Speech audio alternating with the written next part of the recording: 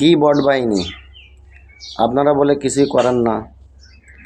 জামাতের এমপির ভাগনা সে তো ডাকাতি করে ধরা খেলো, এখন বট বাহিনী তো রেগে যাবে, কমেন্টে গালাগালি দেবে। দেখেন ভিডিওটা। আমরা আপনাদেরকে অভিনন্দন জানাচ্ছি, স্বাগত জানাচ্ছি। ঢাকা ৪ আসনের কদমতলী থানা এলাকায় ১৯ লাখ টাকা ডাকাতি এবং কয়েকজনকে কুপিয়ে জখমের অভিযোগে স্থানীয় জামাতের সংসদ সদস্য জয়নুল আবেদিনের ভাগিনা আসাদুজ্জামান সাব্বিরকে অস্ত্রসহ গ্রেপ্তার করেছে র্যাপিড অ্যাকশন ব্যাটালিয়ন। গত ৬ মে বিকেলে এই সশস্ত্র হামলা ও লুটপাটের ঘটনা ঘটে।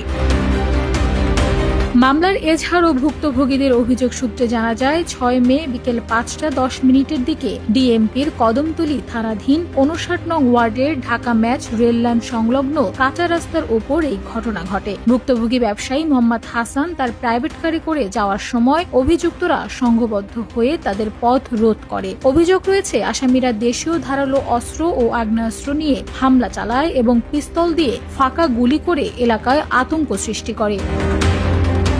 হামলাকারীরা ভুক্তভোগীদের গাড়ি থেকে টেনে বের করে এলোপাতাড়ি মারধর করে এবং ধারালো অস্ত্র দিয়ে আঘাত করে। এ সময় হামলাকারীরা গাড়িতে থাকা ব্যবসার নগদ ১৯ লাখ টাকা ছিনিয়ে নেয়। পরবর্তীতে আহতদের উদ্ধার করে চিকিৎসার জন্য হাসপাতালে ভর্তি করা হয়। এ ঘটনায় ভুক্তভোগী কদমতলী থানায় একটি এজাহার দায়ের করেন। অভিযোগের ভিত্তিতে আইন শৃঙ্খলা রক্ষাকারী বাহিনী দ্রুত পদক্ষেপ গ্রহণ করে। র্যাবের একটি আভিযানিক দল অভিযান চালিয়ে মূল অভিযুক্ত জামায়াত দলীয় এমপির ভাগিনা আসাদুজ্জামান সাব্বিরকে অবৈধ আগ্নেয়াস্ত্র সহ গ্রেফতার করতে সক্ষম হয়।